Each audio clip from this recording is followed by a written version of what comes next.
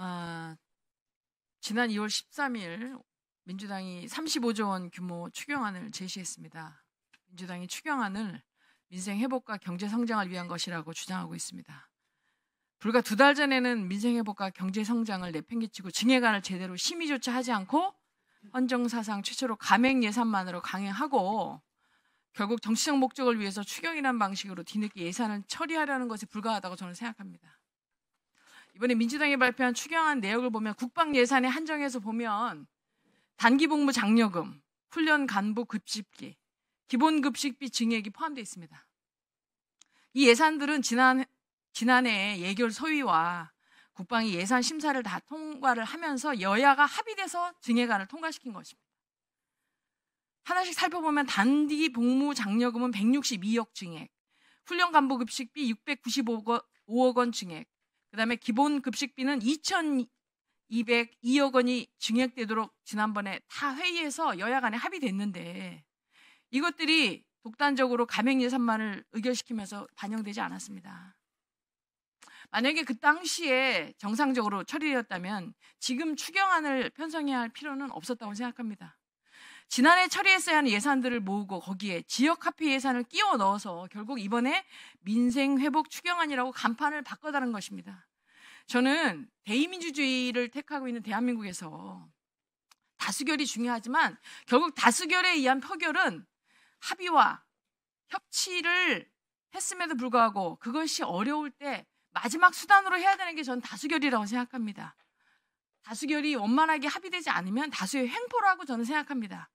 이것이 대통령이 지난 비상계엄 선포 이후로 밝힌 야당의 예산 삭감의 문제점도 하나에 포함되는 이유라고 할 수 있습니다. 방금 강선영 의원께서 국회의 국방 관련된 장병들 및 초급 간부들의 처우 개선 비용에 대한 예산을 국회 민주당이 증액에 역할을 하지 않았고 삭감했고 이런 정말 허위 날조를 넘어서 망상에 가까운 주장을 하고 계십니다. 국회 예산결산특별위원회 위원도 아니면서 그동안에 국회 예산결산특별위원회에서 어떤 예산심의 과정을 잘 알지도 못하면서 여기 계신 김선호 권한대행께서 예결위 간사인 저한테 찾아와서 5천억 규모에 있어서 장병들과 초급 간부들의 처우 개선, 기본 급식비에 대한 인상에 대한 예산 증액 요구를 했습니다. 저는 이 상임위 과정에서도 그것은 반드시 필요하다. 하지만 대통령이 그 필요성을 인정함에도 불구하고 기재부가 애초 예산을 편성하지 않은 점을 누누이 지적하고 반영해 줄 것을 요청을 했었고 저는 예결위 과정 속에서 선도적으로 나서서 대정부 질문을 했었고 예결 소위 과정에서도 이 증액 요구를 했었고 그랬었습니다.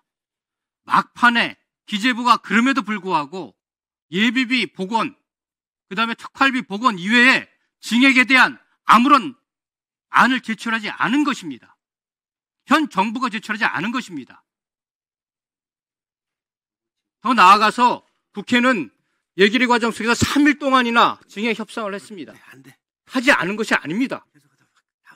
이것을 마치 민주당이 이 처우 개선과 기본급식비에 대해서 증액 무산을 시킨 것처럼 허위로 편집해가지고 이런 날조 선동을 하는 것은 참으로 용납할 수가 없습니다.